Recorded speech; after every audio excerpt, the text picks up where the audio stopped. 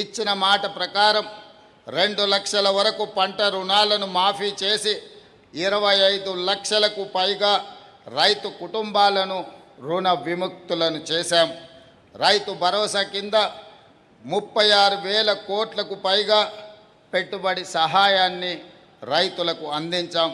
9 రోజుల్లో దాదాపు 9,000 కోట్ల రూపాయలు రైతు భరోసా ఖాతాలలో రైతుల ఖాతాలలో జమ చేశాం.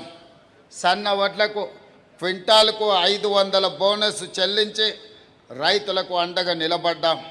గడిచిన 32 నెలల్లో వ్యవసాయం రైతు సంక్షేమానికి దాదాపుగా 1,70,000 కోట్ల రూపాయలు మన రాష్ట్ర ప్రభుత్వం ఖర్చు పెట్టడం జరిగింది.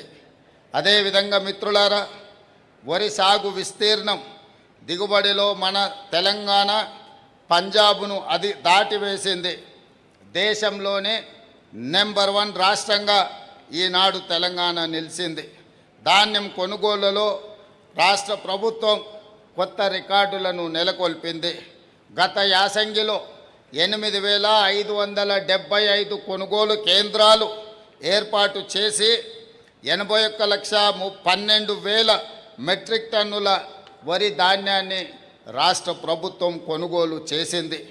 అదేవిధంగా మిత్రులారా, కృష్ణా గోదావరి జలాలలో తెలంగాణకు దక్కవలసిన న్యాయమైన వాటా సాధించే విషయంలో రాజీ పడే సమస్యనే లేదు.